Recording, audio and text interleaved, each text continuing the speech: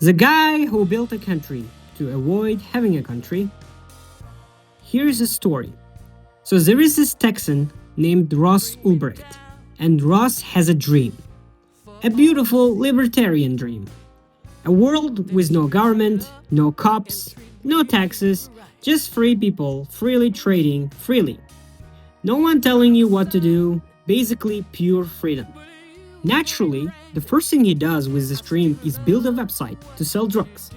Look, stay with me, because what happens next is one of the funny things in modern history and accidentally proves why governments exist. Ross is about to learn this lesson the hard way. The really hard way. Okay, set up. There is this hidden part of the internet you reach through a thing called Tor browser, which makes everyone totally anonymous. Nobody knows who anybody really is.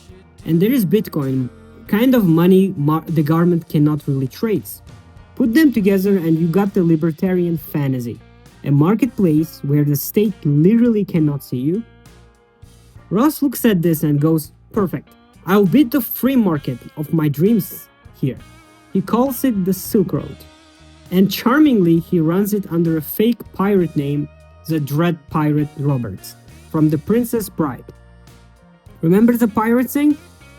It comes back. And immediately there's a problem, a really obvious one that Ross apparently did not see coming. If everyone is anonymous, nobody really trusts anybody. Think about it. You send a stranger Bitcoin for drugs, the stranger just doesn't send the drugs. What are you really gonna do? Call the police? Hi. Yes, I would like to report that my illegal drugs never arrived.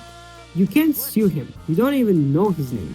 So everybody robs everybody, and the whole market dies before it even starts. One actual user posted, and I'm quoting a real drug website comment here. I wish there were people who were honest crooks. A beautiful sentence. A man crying out for the one his utopia couldn't give him. So Ross, a champion of the stateless free market, let's call him, looks at this chaos and thinks, somebody should really do something about this. And by somebody, he means himself. And by something, he means government. He doesn't just call it that yet. First, he builds a review system so you can rate dealers, like Amazon, but for cocaine. Then he builds an escrow system. You give him the money, he holds it and only hands it to the dealer once your drugs arrive, which is, I cannot stress this enough, a court. He invented a court. He then starts banning scammers. That's a police force. Then he's settling disputes between dealers. That's a legal system. Then he writes rules everyone has to follow. Ross, buddy, you are the government. You ran away from the state so hard you sprinted in a full circle and became one yourself. But here's where it goes from funny to dark. And it's exactly the same walls that pirates hit. Ross can make all the rules he wants. He cannot actually enforce them because he has no real power. He's a guy with a website. Then his nightmare shows up. To get their drugs shipped, customers had to give dealers their real home address. Dealers were supposed to delete those. They super did not. One dealer kept every customer's name and address in, I swear, like a spreadsheet. And one day, a user called Friendly Chemist gets hold of one of these lists and messages Ross, pay me or I publish thousands of your customers' real names and addresses and your whole kingdom collapses overnight. So what does the great libertarian do? Does he invoke the rules? Trust the market to sort it out? Write a strongly worded forum post? No. He tries to have the guy killed. The man who set out to build a world with zero violence and zero coercion pays $650,000 to hire what he thinks are hitmen.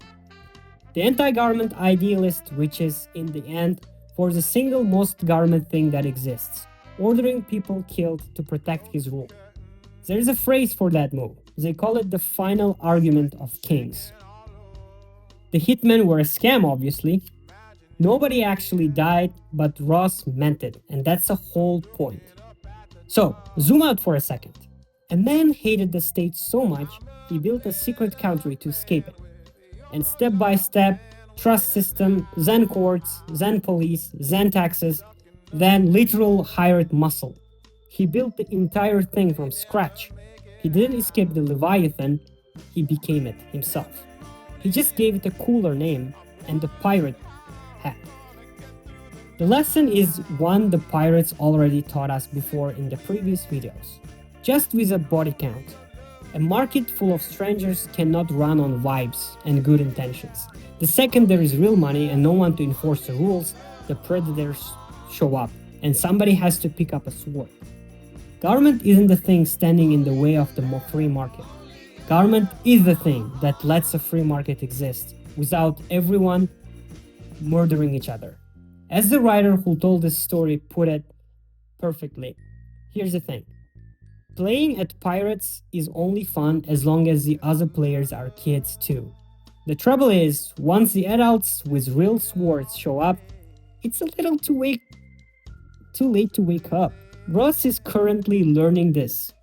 Well, in prison. Which is, you guessed it, also run by the government for it's enforcing its law. Anyway, here's the conclusion. Don't build a country to avoid building a country. Subscribe, it's free, and unlike the Silk Road, nobody's keeping your address in a spreadsheet.